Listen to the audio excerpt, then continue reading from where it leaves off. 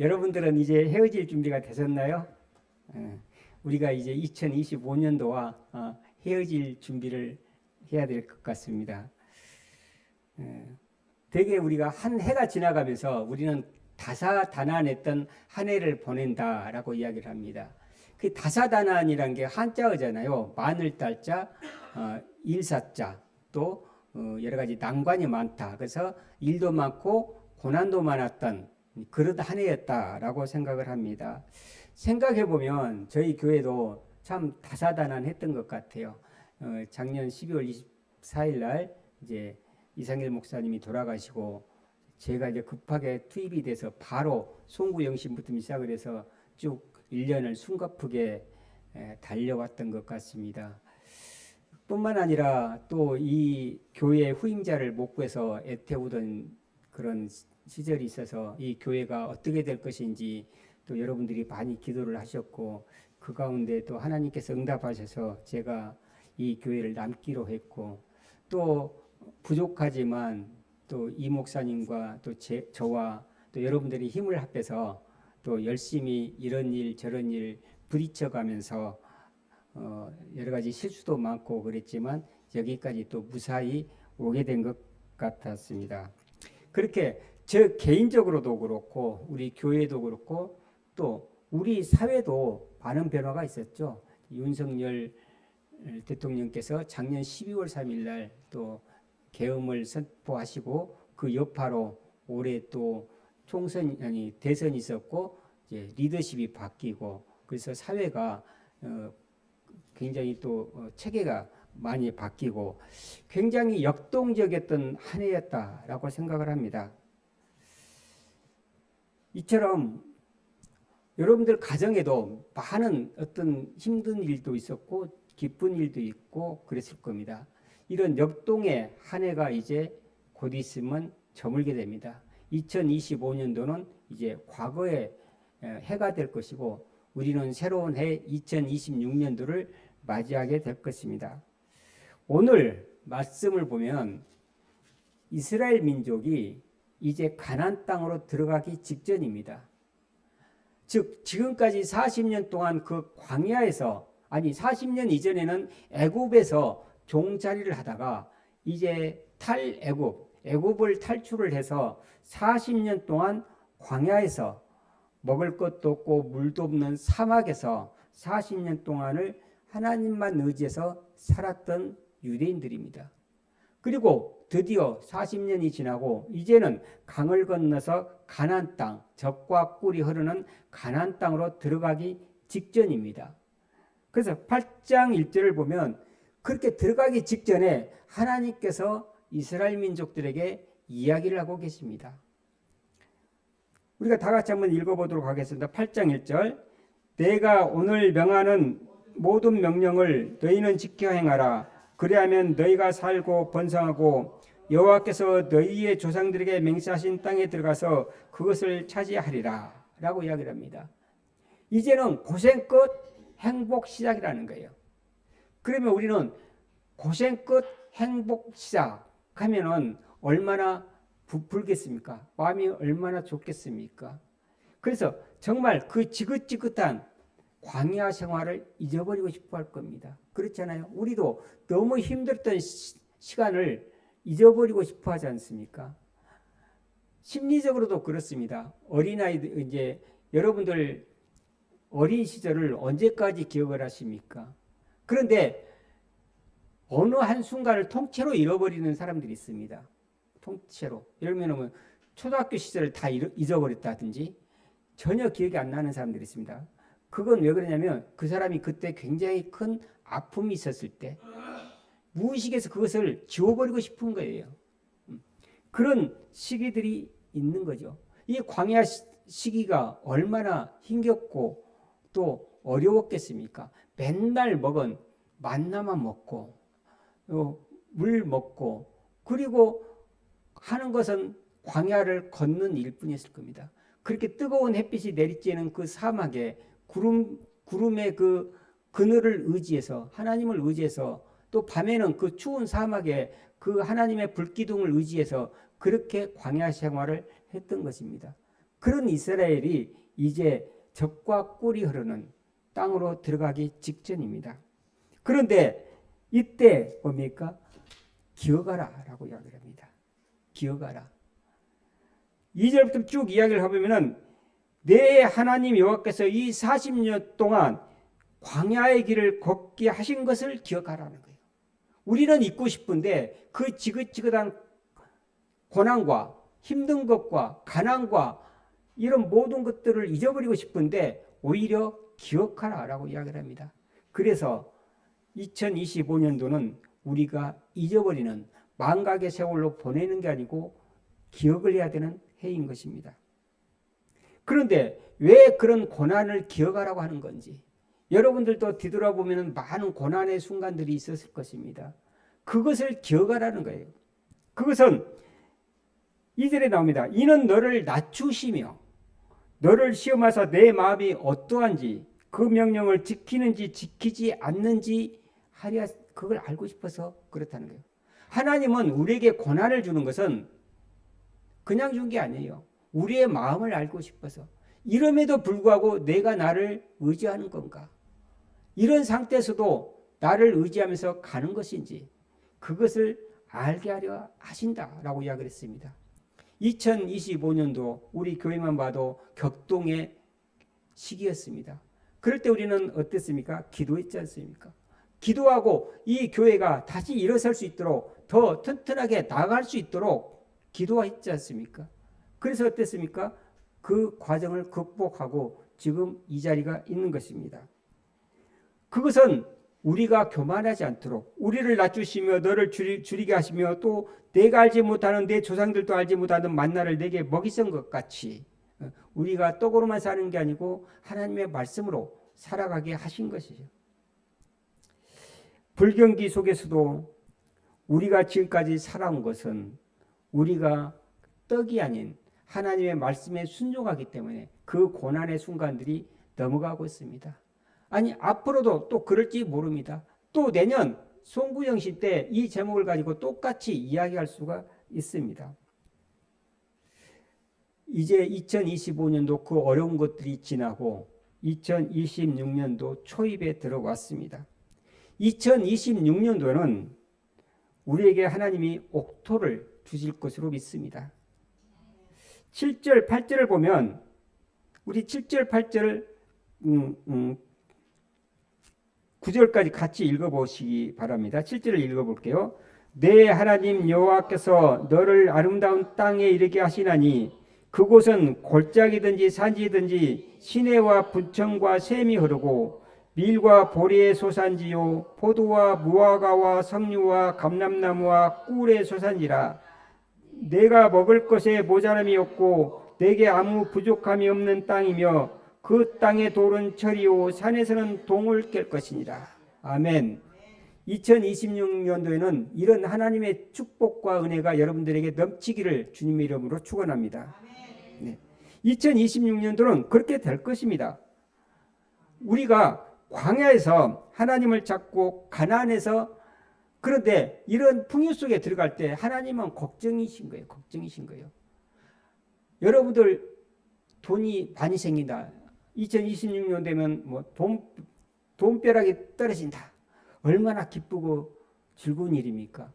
그런데 그런 옥토밭, 물도 있고 나무의 열매들도 가득하고 이런 옥토밭을 들어가기 직전에 하나님은 걱정이신 거예요. 그것은 우리가 광야에서는 하나님을 찾고 하나님을 의지하는데 옥토에 들어가면 우리가 하나님을 잊어버릴까 봐서 그러는 거예요. 잊어버릴 건가. 그래서 고난은 우리를 하나님 앞에 무릎 꿇게 만들어요. 우리가 힘들 때 어떻게 될지 모를 때 불안할 때 우리는 얼마나 하나님 앞에 무릎 꿇고 은혜를 베풀어 달라 이 길을 살게 해달라 기도를 했습니까? 그런데 풍요는 우리들 스스로 서게 만드는 거예요. 무릎을 꿇게 하는 게 아니고 서게 만드는 거예요. 그래서 하나님을 잊는 가장 위험한 때는 풍요다라는 말이 있습니다. 풍요 가운데 우리는 하나님을 잊어버리기가 쉽습니다. 오늘날 한국 교회가 점점 쇠퇴한다고 이야기를 하고 있습니다. 그런데 왜 쇠퇴합니까? 그래서 흔히들 자녀들을 적게 낳아서 교회가 줄어든다. 이렇게 이야기를 하고 있습니다. 그 말이 맞을까요?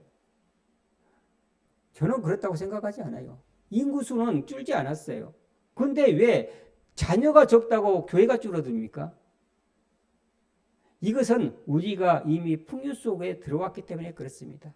여러분들 생각해 보십시오. 여러분들 어렸을 때를 생각해 보십시오. 얼마나 가난하고 정말 얼마나 힘든 시기들이었습니까?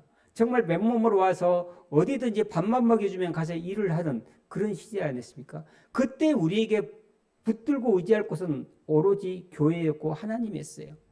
그래서 무릎 꿇고 기도하고 그래서 교회가 성장한 거예요. 그런데 지금은 풍요 시대예요. 풍요 시대니까 어떻게 됩니까? 하나님을 잊어버려요. 그리고 우리는 하나님에게 무릎 꿇지 않고 우리의 재물과 우리의 성공에 취해 있습니다. 그래서 지금은 하나님을 잊어버리기 딱 좋은 세대입니다. 왜냐하면 풍요하기 때문에 그렇습니다. 그러면 앞으로 세대는 안 풍요할까요? 앞으로 세대도 계속 풍요해질 것입니다. 그러면 우리는 이제 하나님과 멀어지게 됩니다. 2025년도를 헤어질 준비를 하는 게 아니라 하나님과 헤어질 준비들을 하고 있는 거예요. 사람들이 왜 풍족하면 하나님을 잊어버릴까? 왜 풍족하면 하나님을 잊어버릴 거가? 그것은 우리의 의존이 하나님이 아니고 우리의 소유로 옮겨가기 때문에 그래요. 내가 가진 게 없고 배운 게 없고 싸울 힘이 없으면 어떻게 됩니까? 내가 못 이기니까 내가 기댈 곳은 하나님밖에 없는 거예요. 그러니까 마냥 기도하고 하나님 살려주십시오. 하나님 살려주십시오. 그러는 거예요. 그런데 내가 가진 게 많으니까 뭐하면 변호사 사, 뭐하면 돈으로 맺고 이렇게 해서 내가 의지하는 것이 하나님이 아니고 우리의 소유로 옮겨가기 때문에 그러는 거예요. 광야에서는 먹을 것이 없을 때는 기도하고 울부짖습니다. 갈 길을 몰라서 헤맬 때는 하나님의 구름 기둥과 불 기둥을 의지하였습니다. 그런데 지금 우리는 어떻게 됩니까? 우리는 먹을 것이 없어서 기도하고 울부짖습니까? 그렇지 않잖아요. 또 우리가 갈 길은 너무 정해져 있는 것 같아요. 취업해서 돈 벌면 끝이지. 하나님이 나를 묘목에 살려. 내가 열심히 공부해서 취업시험에 합격해서 합격하면 나는 먹고 사는데 지장이 없잖아. 이렇게 생각하기가 쉬워진다는 거죠. 그리고 예전에는 농경사회였어요. 그래서 우리가 아무리 씨를 뿌리고 아무리 땀을 흘리고 노력을 해도 비가 안 오면 농사가 안 되는 거예요. 아무리 우리가 씨를 뿌리고 잘 열매가 열었다 하더라도 우박가 한번 떨어지면 다 죽어버리는 거예요. 그래서 우리는 씨를 열심히 뿌리고 열심히 일을 하지만 오로지 그 성과는 하나님에게 의지할 수밖에 없는 시대였어요. 그런데 지금은 그렇습니까? 우리의 먹을 것을 주는 사람이 누굽니까? 사장이에요.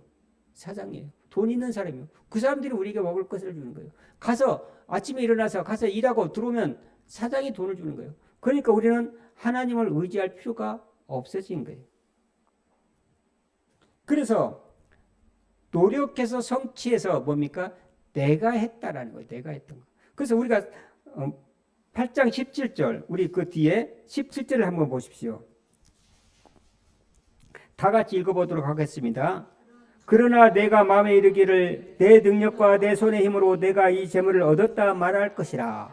예, 이렇게 이야기를 하고 있는 시대인 거예요. 그리고 이 풍요는 또 뭡니까? 신앙을 관계에서 관리로 바꾸는 거예요. 예배는 습관적으로 하고 기도는 의무적으로 하고 남들이 볼까 봐서 하고 또 하나님은 나를 성공시켜주는 조력자, 나를 인도해주는 조력자가 아닌 나를 성공시켜주고 또 내가 힘들 때 보험용으로 하나님을 믿게 되는 거예요. 그래서 우리는 어떤 기적보다도 시스템을 의지하게 되죠. 우리가 만약에 먹을 것이 없다. 그러면 우리는 교회에 가서 울부짖고 기도합니까? 그렇지 않잖아요. 동사무소에 가서 기초수급자 신청하고 그래서 먹고 사는 거예요. 하나님을 의지할 필요가 없다라고 생각을 하게 되는 거죠. 우리의 신앙도 마찬가지입니다. 현대인들의 신앙의 특징이 뭡니까? 체험이 아니라 개념이에요. 그래서 따지기 좋아하는 거죠. 그게 어떠고 저떠고. 하나님을 만난 사람과 만나지 않는 사람은 말이 틀리는 거예요. 하나님을 만난 사람들은 체험으로 알게 되는 거예요. 누가 뭐라고 그래도 내가 만났어, 하나님을. 그런데 하나님을 만나지 못한 사람은 하나님에 대해서 이야기하기 시작합니다. 하나님은 이렇고 저렇고 굉장히 개념화가 되기 시작하는 거예요. 우리가 젊었을 때 우리가 그 어려운 가운데서 기도하면서 받은 하나님 만난 기억들이 여러분들이 다 있을 겁니다. 그 어려운 가운데 기도를 했더니 응답하신 그런 사건들을 많이 겪으시면서 지금까지 여러분들이 신앙을 이어오신 거예요. 그런데 그런 게 아니고 이제는 풍요 속에 있다 보니까 하나님에 대해서 따지기를 좋아하는 거예요. 그래서 우리는 체험에서 오는 신앙이 아니고 개념으로 이동해서 문제가 생기기 시작한 겁니다. 그의 반동으로 뭡니까? 순복음교회가 성공한 거예요. 순복음교회는 체험의 하나님을 많이 경험하게 하거든요. 장로교에서는 계속 따지고 성경 가지고 따지고 이러고만 있으니까 참 하나님을 만나지 못해서 그래서 그의 반동으로 순복음교회가 커지게 된 거예요. 우리 인간들의 패턴은 정해져 있죠. 고난이 처하면 울부짖고 기도합니다. 하나님을 의지해요. 그래서 하나님께서 응답하면은 너무 감사하죠. 감사하는 삶을 삽니다. 근데 이게 오래가지 않아요. 그 감사가 이제 안정화가 되면 이제 방심하기 시작합니다. 먹고 사는데 걱정이 없으니까 방심하게 되죠. 그 풍요가 곧 하나님을 망각하게 되는 거예요. 하나님을 망각하면 우리가 멸망하기 시작합니다. 타락하기 시작을 해요. 그래서 타락하면 하나님의 징계가 있어요. 그러면 또 우리가 울부짖기 시작합니다. 이게 어떻게 보면 인간의 패턴이에요. 그리고 사사기, 구약을 쭉 읽어보면은 그것들이 계속해서 반복이 됩니다. 지금 여러분들은 그 우리들의 패턴에 어디에 서 있습니까? 지금 여러분들은 고난 속에서 울부짖으며 하나님께 기대고 있습니까? 아니면 하나님의 응답을 받아서 감사하는 생활을 하고 있습니까? 더 나아가서 이제 평안하기 때문에 돈도 많고 자녀들도 잘 돼 있고 나는 더 이상 기도할 게 없어. 이렇게 방심하고 있습니까? 아니면 그 방심을 넘어서서 이제는 내가 돈을 내 마음대로 쓰기 시작하고 내 하고 싶은 대로 하고 사는 그런 타락의 길을 걷고 있습니까? 우리는 그 사이클의 어느 쯤인가 있어요. 우리는 이것들을 알아야 돼요. 내가 지금 어디에 있는지, 내가 지금 고난에 처해서 울부짖고 있는 것인지, 아니면 그 고난이 해결이 돼서 하나님께 감사하며 기뻐하면서 살고 있는 것인지, 아니면 풍요 속에서 우리가 타락의 길을 걷고 있는 것인지 자기 자신을 한번 되돌아봐야 될 때입니다. 그리고 빨리 거기서 우리가 벗어나야 되는 거예요. 그러면 이런 풍요 속에서 하나님을 기억하고 하나님을 잊어버리지 않기 위해서는 우리가 어떻게 해야 될 것인가? 우리가 방심하고 풍요 속에서 하나님을 잊어버리고 있는 이 시기에는 우리가 어떻게 해야 다시 하나님을 기억할 것인가? 우리가 8장 3절을 같이 읽어보도록 하겠습니다.